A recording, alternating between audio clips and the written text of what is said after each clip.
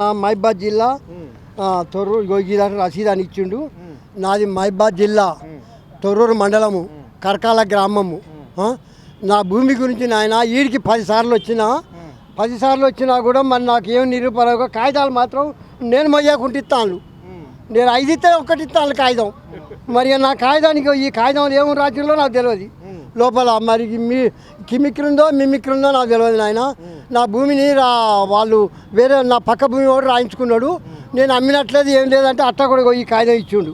మీరు కోరిన కార్యాలయంలో ఏ బండారంలో ఏం వెతికినా దొరకలేదు అన్నాడు. నేను అమ్మినట్లు రాలేదు.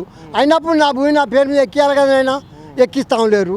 నాకు చాలా ఇబ్బంది అవుతుంది. మరి ఏం చేయాలంటారు? ఏం కథ మీరు 10 సార్లు వచ్చి అప్లికేషన్లు 10 సార్లు అప్లికేషన్లు ఇచ్చినా అక్కడ పెద్ద సార్కి కలిసినా పెద్ద సార్కి కలిసి ఆడిపోని చేస్తే అక్కడికి పోతే 300 రూపాయలు పెట్టుకొని తొర్రూరు పోవాలి. తొర్రూరు కాడ పోతే ఆడ మేము ఏం చేయలేము. కలెక్టర్ రాయాలి. కలెక్టర్ రాస్తేనే అవుతుంది అని అన్నాడు. ఈ ఛార్జీలు ఇప్పటికే నాకు 10 సార్లకు దాదాపు 5,000 రూపాయలు ఖర్చు అయింది నాన్న. నాకు వచ్చిన పింఛన్ పైసలు అటే పెట్టుకున్నా. మరి నాకేం లేదు. మరి మాకు బస్సు ఫ్రీ లేదు, ఏది లేదు. కానీ ఇప్పుడు నా భూమి ఏందో నాకు రప్పియాలి ఆయన. నా భూమి గురించి నాకు చాలా బాధపడతాను. మరి ఏం చేస్తారో ఈ కాగితాలన్నీ తీసుకొచ్చిన ఈ కాగితాలతోటి మరి మీరు ఏం చేస్తారో ఇంతవరకు మీరు అన్న లాస్ట్ నేనేతోటి కొంచెం రేవంత్ రెడ్డి ఫోన్ నెంబర్ చేసి లేకపోతే నా ఫోన్ నెంబర్ ఆయన మెసేజ్ పెట్టు.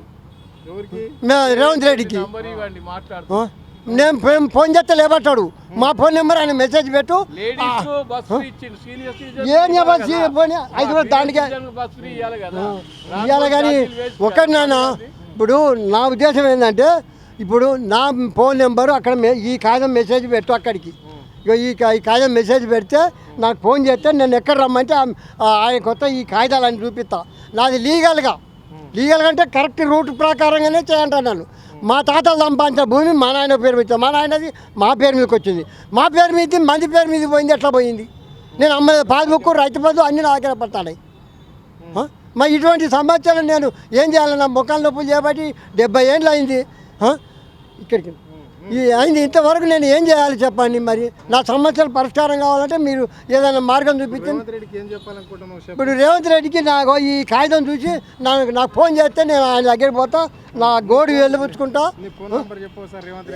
నా ఫోన్ నెంబర్ 8688004891.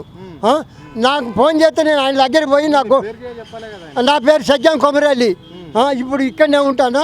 నాది మహబాద్ జిల్లా తొర్రూరు మండలము కరకాల గ్రామము. సజ్జం కొమరల్లి 8688004891. నాకు ఫోన్ చేయను, నేను పోతా. ఈ కాగితాలు చూపిస్తాను. ఆయన నా కాగితాలు కరెక్ట్ ఉండే చేయమను. వీడికి 25 సార్లు వచ్చింది. ఆయన తిరుగుతూనే ఉన్నావు, వస్తూనే ఉన్నా, పోతూనే ఉన్నా. ఏం చేయాలి? ఒక్కసారి నాకు పట్టించుకోకపోతే ఎట్లా చెప్పు? తిరిగి నా కాగితాల మీద ఇస్తాను. కానీ కాగితాల మీద పరిమితం అవుతుంది. కానీ నా పేరు అయితే అక్కడ తీస్తూ ఉన్నారు, నాకు పరిష్కారం చేస్తూ లేరు. మరి నాకు ఎట్లా పరిష్కారం దొరుకుతుందో కొంచెం ఆ రేవంత్ అన్న దండం పెడతాను. ఆయన నాకన్నా కొంచెం పరిష్కారం చూపించు, మార్గం చూపించు. లేకపోతే మా చుట్టూ వృద్ధులకు ముసలిలో నేను 70 ఏళ్ళ ముసలికి ఇంత న్యాయం చేయకపోతే నువ్వు వయసులకు చేస్తావా లేకపోతే ఎవరికి చేస్తావు చెప్పండి? నాకు 70 ఏళ్ళ ముసలికి ఇంత న్యాయం చేయకపోతే నేను ఖాళీగా ఒక పక్కకు ఇల్లు లేదు, గతి లేదు. నా భూమి బయట గుంజుకొని ఇట్లా నానా అవస్థలు బాధపెడతా అంటే ఎఫ్ఐఆర్లు కూడా 2 ఎఫ్ఐఆర్లు చేయించిన. అట్లా కూడా పోలీసు వాళ్ళు కూడా పట్టించుకుంటా లేరు. మరి దానికి ఏం చేయాలి చెప్పండి? హోంశాఖ దగ్గర పోదామంటే ఆ హోంశాఖ కూడా ఈయన దగ్గర పెట్టుకున్నాడు. అట్లా కూడా నాకు పరిష్కారం లేదు.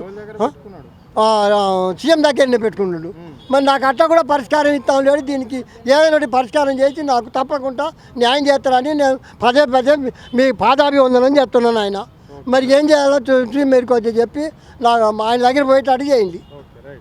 నన్ను పిలిచేటట్టు చేయండి ఆయన కొంచెం గట్లా.